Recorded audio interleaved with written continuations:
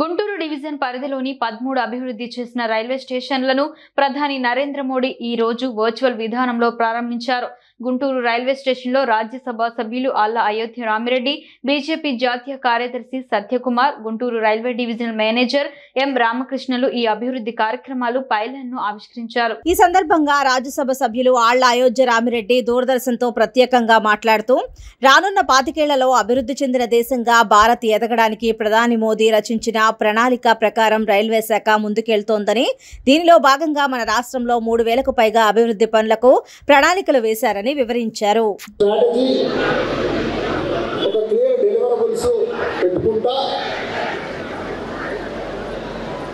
వ్యవసాయాన్ని ఏ విధంగా ఈ వచ్చే 25 సంవత్సరాల్లో అంటే 100 సంవత్సరాలకి మనకి ఇండియా ఇండిపెండెన్స్కి ఏ విధంగా వ్యవసాయంలో భారతదేశాన్ని ముందుకు తీసుకెళ్ళాలి, పరిశ్రమల్లో ఏ విధంగా ముందుకు తీసుకెళ్ళాలి, మౌలిక వస్తువుల్లో ఏ విధంగా తీసుకెళ్ళాలి, అలాగే సేవా రంగంలో ఏ విధంగా తీసుకెళ్ళాలి అనేటటువంటి ఒక పెద్ద ఆలోచన తీసుకొని దానికి అనుగుణంగా ఈరోజు అడుగులు ముందుకు పడతా ఉన్నాయి. ఈరోజు ఉన్నటువంటి $4 ట్రిలియన్ ఎకానమీ $30 ట్రిలియన్ ఎకానమీగా నడిపించే దానికోసం అడుగులు వేస్తూ ఉన్నాం. దీంట్లో మరీ ముఖ్యంగా మౌలిక వస్తువుల కోసం వచ్చే 25 సంవత్సరాల్లో ఎంత ఖర్చు పెట్టాలి అనేది కూడా క్లియర్ విజన్ రాసుకొచ్చేసారు.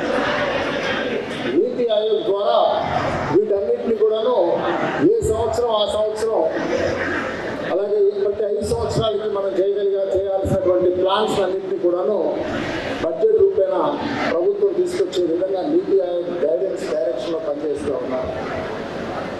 సో ఇందులో మరీ ముఖ్యంగా మౌలిక వస్తువుల కోసం, అందులో మరీ ముఖ్యంగా రైల్వేస్ కోసం ఈరోజు ఒక బృహత్తర కార్యక్రమాన్ని చేపట్టడం, దానికి ప్రధానమంత్రి గారి చేతుల మీదుగా ఈ ప్రోగ్రామ్ని ఈరోజు ఆవిష్కరించుకోవటం, అందులో మన తెలుగు రాష్ట్రాలకు కూడా ఒక మంచి పొజిషన్ తీసుకురావటం, ఆ ప్రాజెక్టులన్నింటినీ కూడా లాంచ్ చేయటం, ఈరోజు ప్రధానమంత్రి చేతుల మీదుగా కొన్ని ప్రాజెక్టులన్నింటినీ కూడాను ఇనాగ్రేట్ చేసుకోవడమే కాకుండా ఎన్నో కొత్త ప్రాజెక్ట్స్ అన్నింటినీ కూడాను ఫౌండేషన్ స్టోన్స్ కూడా వేయడం జరుగుతూ ఉంది. ఇందాక డిఆర్ఎం గారు చెప్పినట్టు ఈ అమృత భారత్ రైల్వే స్టేషన్స్ గురించి, వాటన్నింటి గురించి, వాటి ఉద్దేశాలు, అందులో ఆంధ్రప్రదేశ్ గురించి తీసుకుంటున్నటువంటి ప్రోగ్రామ్స్ అవన్నీ కూడా చెప్తూ ఉన్నారు. సో దానికి తగిన విధంగా రాష్ట్ర ప్రభుత్వం నుంచి కూడాను అన్ని విధాలా కూడాను ఆ ఇన్వాల్వ్మెంట్స్ వాళ్ళకి ఏమేమి కావాలనేది జగన్మోహన్ రెడ్డి గారి నాయకత్వంలో మొత్తం కూడాను అన్ని రిక్వైర్మెంట్స్ అన్నీ కూడాను స్టేట్ మొత్తానికి సంబంధించినటువంటి, మనకి రైల్వేస్కి సంబంధించినటువంటి ఏ రకమైనటువంటి రిక్వైర్మెంట్స్ కావాలో అవన్నీ కూడాను మనం సెంట్రల్ గవర్నమెంట్కి చేర్చడం జరిగింది.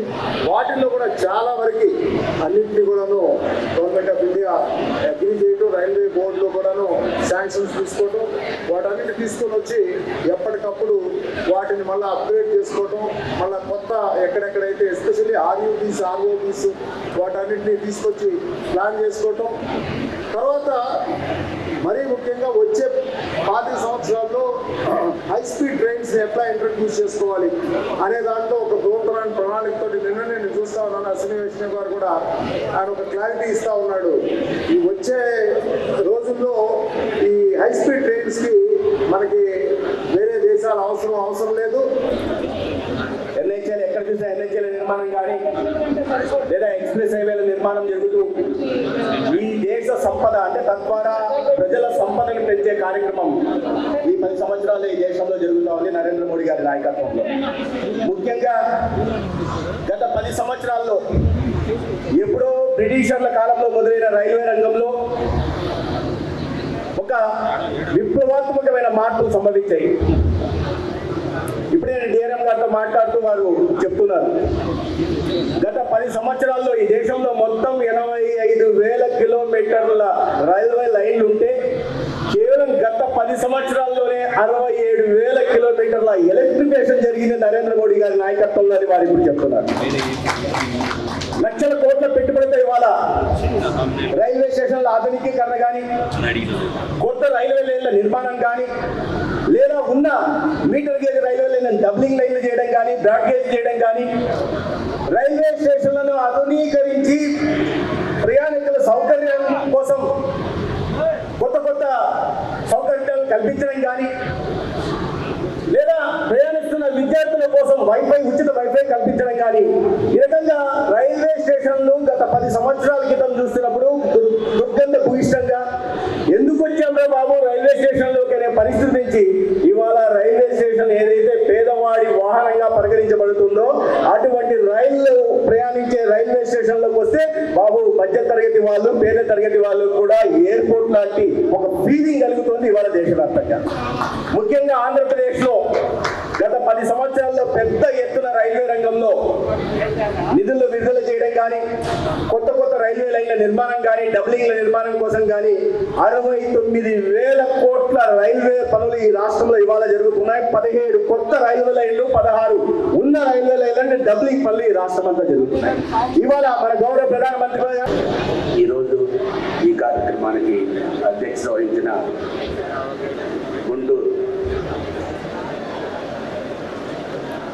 జనరల్ మేనేజర్, డివిజనల్ మేనేజర్, మరి అదేవిధంగా అయోధ్య రామిరెడ్డి గారు ఎంపీ గారు, అదేవిధంగా చంద్ర సాంబశివరావు గారు, మరి బీజేపీ నాయకులు నరేంద్ర గారు, వరప్రసాద్ బీసీ నాయకులు, రైల్వే బోర్డు మెంబరు సుధాకర్ గారు, అదేవిధంగా జయప్రకాష్ గారు, ఇక్కడ ఉన్న రైల్వే అధికారులు, ఇక్కడ విచ్చేసిన మరి అధిరథులు, మహారథులు, చిల్డ్రన్స్ టీచర్స్ అందరికి కూడా నా నమస్కారాలు.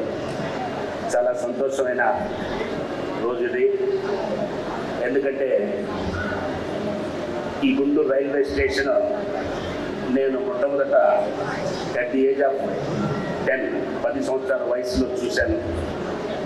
ఈ రోజున నేను చూస్తుండగానే మరి రైల్వే స్టేషన్ ఎంతో అభివృద్ధి చెందింది.